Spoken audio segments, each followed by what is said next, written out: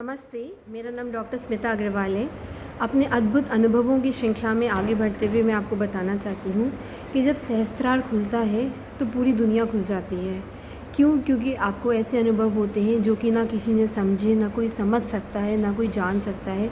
क्योंकि मेरे ख्याल से करोड़ों में, लाखों में किसी एक को ऐसी मिलती है, पर ये बहुत ही दुर्लभ अनुभव है। और जो इसको पाता है उसके जिगर से पूछिए वो क्या क्या नहीं उसको अंडरगो करना पड़ता है, क्या किन किन अनुभवों से, लोगों की बातों से, लोगों के टिप्पणियों से, लोगों की संशय से, लोगों के विभिन्न प्रकार के, नहीं ऐसा तुम्हारे साथ कैसे हो सकता है, तुम्हारे साथ तो ऐसा क्यों होगा, और बड़े बड़े लोगों के साथ होता है। तो बड़े लोगों की डेफिनेशन क्या होती है, मैं ऐसे लोगों से पूछना चाहती हूँ।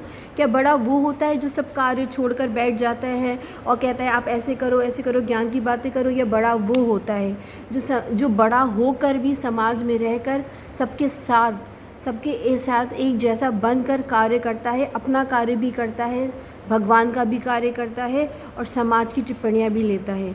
तो सहस्त्रार खुलना अपने में एक बहुत बड़ा सौभाग्य भी है। पर अगर मैं दूसरों से कहूँ तो लोगों की दृष्टि से आप कभी भी उन पर खरे नहीं उतर सकते हैं। अगर आप किसी को बोलें कि मैं एनलाइटेंड हूँ या मुझे सेल्फ रियलाइजेशन हो गया, अरे ये थोड़ा ना सेल्फ रियलाइजेशन व्यक्ति वाले ऐसे थोड़ी ना करते हैं, वो ऐसे थोड़ी ना बोलते हैं, वो तो सबकी सुनते हैं, सबकी वो करते हैं। अपने हिसाब से इंसान आपका आकलन करता है। पर फैक्ट ये है, जिसका सेल्फ रियलाइजेशन होता है वो जानता है कि वो क्यों हुआ। और मेरा कहने का सिर्फ ये मकसद था, लोगों को सेल्फ रियलाइजेशन हुआ क्योंकि लोग मुझे समझते थे कि मेरे साथ कोई प्रॉब्लम हो गई है, इसलिए मैं लोगों को बोलती थी ये प्रॉब्लम नहीं है, सेल्फ रियलाइजेशन है। अब इन्हीं अनुभवों की श्रृंखला में मैं आगे बढ़ते हुए बताती हूँ कि कानपुर में एक बहुत बड़ा सा ज़ू है और उस ज़ू से मेरा बहुत ही ज़्यादा लगाव है, बचपन से लगाव रहा। तो मैं हमेशा ज़ू जाने के लिए बोलती थी। जब बचपन में बोलती थी तो लोग मान जाते थे कि ज़ू जाना चाहती है, पर जब बड़ी हुई लोगों से बोलती थी, अपने घर के लोगों से, मुझे ज़ू जाना है। अरे इतनी बड़ी हो गई, ज़ू जाके क्या करोगी? तो मुझे जब सब लोग मना कर देते तो एक बार मैंने ठानी कि नहीं, मुझे आज तो ज़ू जाना है। तो मैंने अपनी कार उठाई और मैं ज़ू चली गई।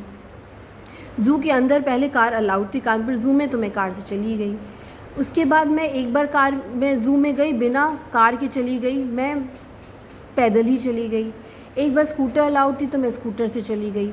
तो जिस बार मैं पैदल गई इधर ज़ू में विदाउट कार स्कूटर, मैं उसका अनुभव आपको बताती हूँ।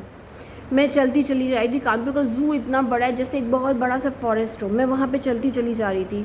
तो मैं बहुत पहली ज़िंदगी में ऐसा लग रहा था कि मैंने कोई बहुत बड़ी फ़तह कर ली हो, कि बहुत बड़ी जंग लड़ ली हो, क्योंकि मैं अकेले गई थी, मुझे कोई टोकने वाला नहीं था कि अब यहाँ से निकलो, इतना समय हो गया, अब दूसरी जगह जाना है। मैं एक एक बाड़ी में, एक एक जो फेंस था, केज था बर्ड्स और एनिमल्स का, मैं सब में होते हुए जा रही थी। मैं एक केज से जा रही थी, वहाँ पर कुछ मिसक्रिएंट्स थे, मतलब कुछ ऐसे गुंडे टाइप के लड़का लड़की थे जो कि वहाँ पे उपद्रव मचा रहे थे। उपद्रव क्या मचा रहे थे?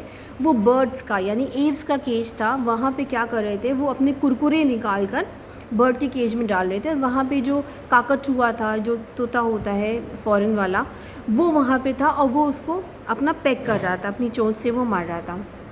तो मैंने उन लोगों से कहा कि देखिए, आ गई कुतिया।